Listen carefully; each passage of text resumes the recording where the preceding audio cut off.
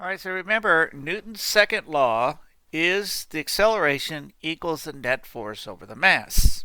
Or A with the vector arrow is the acceleration vector equals the net force divided by the mass.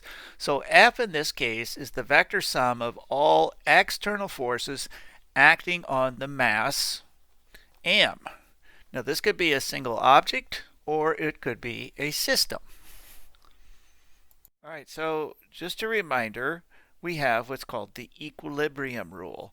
The equilibrium rule states that the vector sum of forces on a non-accelerating object is zero. So remember, acceleration is the change in velocity divided by the time to make the change. So if there's no acceleration, the net force on the object must be zero. And if the net force is zero, there can be no acceleration. We have two types of equilibrium.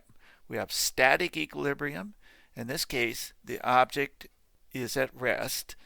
And we have dynamic equilibrium. And in this case, the object has a constant velocity or constant speed in a straight line.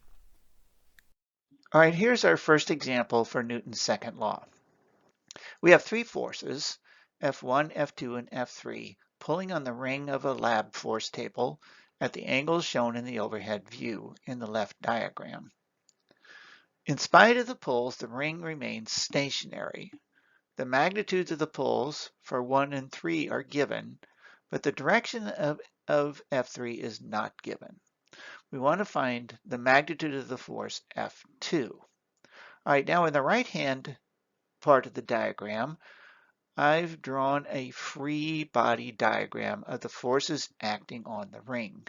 So I just treat the point where the three forces come together on the ring as a point on the origin of my coordinate system. Now we can draw a coordinate system any way we want to help us solve the problem. So I've drawn it in a way so that our unknown force F2 is only on the y-axis and it does not have an x component. Thus, we don't have to worry about two different components for the unknown force. All right, so since we are in equilibrium, that means the vector sum of these three force vectors must be zero. So only force 1 and 3 have horizontal components. So that means the horizontal component or x component of F1 pulling to the left must be equal in magnitude to the x component of force 3.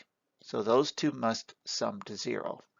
Force 3x component to the right and force 1x component to the left. We're not given the angle for force 3, but that will be our only unknown when we sum the forces in the x direction. All right, so now since we're in equilibrium, the horizontal components must sum to zero. So I've got F3 cosine theta to the right minus F1 cosine 47 to the left sums to zero. So we have F3 cosine theta equals F1 cosine 47. Solving for theta, I get theta is the inverse cosine of F1 cosine 47 divided by F3. We're given values for F1 and F3, so I plug those in into my calculator and I get theta is 28.04 degrees. Now notice I didn't round it to the correct number of significant figures. We won't do that yet. We'll wait to the end to avoid rounding errors. Okay, so now in the vertical direction, all the vertical components must sum to zero.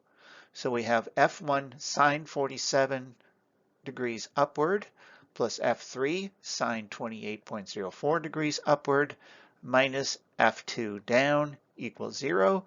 Solving for F2, we get F2 equals F1 sine 47 degrees plus F3 sine 28.04 degrees.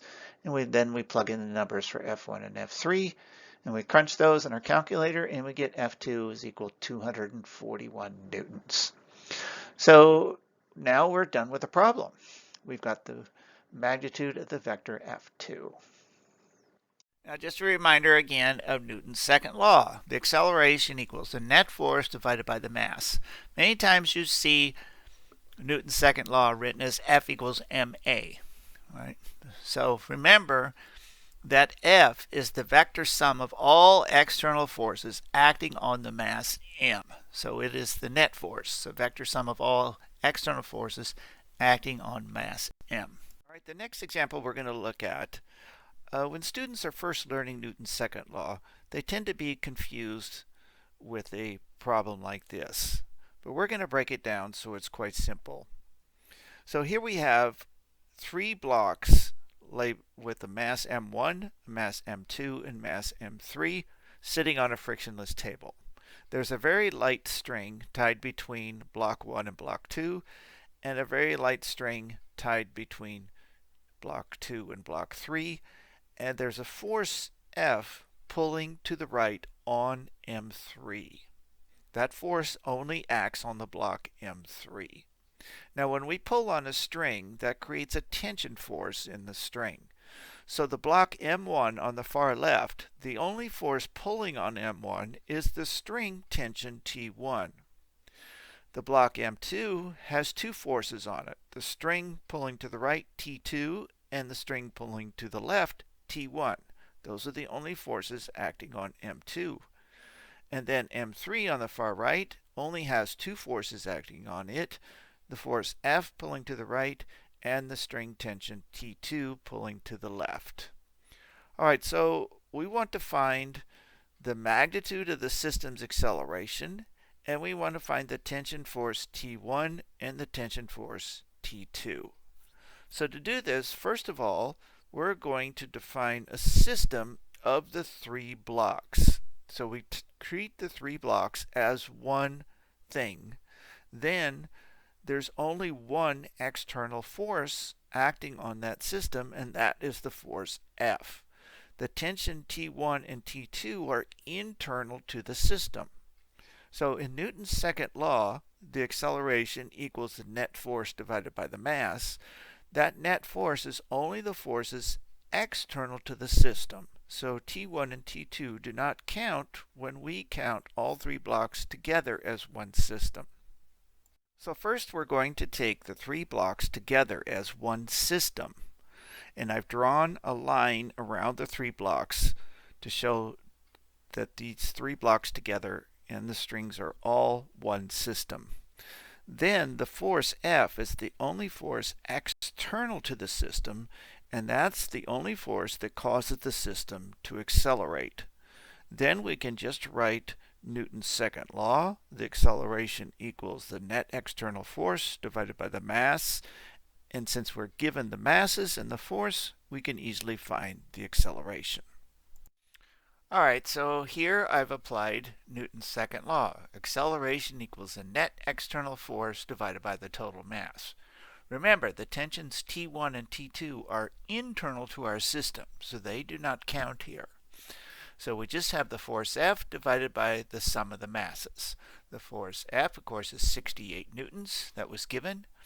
And then the 3 masses, 15 kilograms, 23 kilograms, and 32 kilograms. And when I crunch those numbers, I get an acceleration of 0.97 meters per second squared. So we've answered part A. All right, so now we want to find the tension T1. So I go and I isolate the block on the left with mass M1. Now the only force acting on M1 is the string pulling on it with tension T1. So T1 is the only force that accelerates M1. And we know the acceleration already because it's the same acceleration we found in the previous step. So now I can just write Newton's second law that the tension 1 equals m1 times the acceleration. M1 was given as 15 kilograms times the acceleration of 0.97 meters per second squared, and that gives us 14.6 newtons. All right, now we want to find the tension T2. So we isolate the middle block, M2, and now the only forces pulling on it are T2 to the right and T1 to the left. So we apply Newton's second law to just this block. And so we have T2 to the right minus T1 to the left equals m2a. And now our only unknown is t2, so we solve for that. And we get t2 equals t1 plus m2a. And we already know t1, we know the mass m2, and we know the acceleration. So I plug in the numbers and we get t2 is 36.9 newtons. Alright, so now we're done with the problem, but I want to show you an alternate method of finding the tension T2. We could, instead of isolating M2, we isolate M3 and draw the forces acting on that block only, and then apply Newton's second law to that block. So in the diagram below, I have M3 isolated. We have the force F pulling to the right and the tension T2 pulling to the left. And when I apply Newton's second law, we have the force minus T2 equals M3A.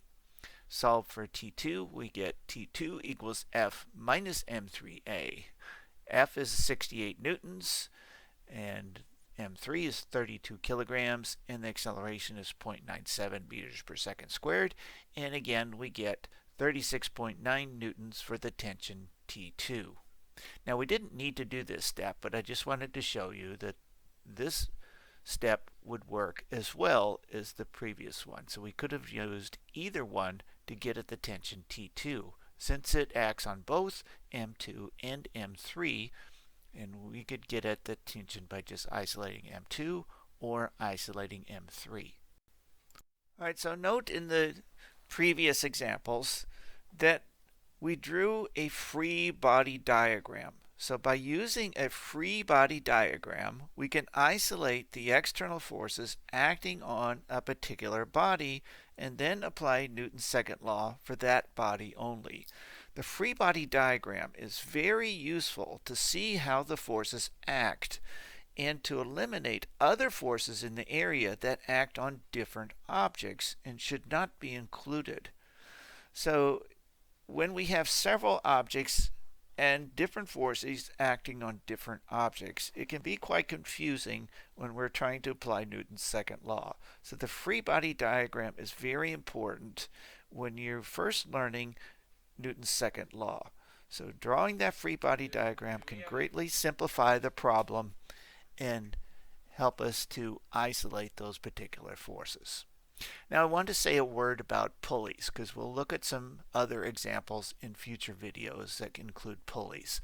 So for now, we will treat a pulley as being massless and frictionless. Thus, the pulley only changes the direction of the tension force in the rope or the string.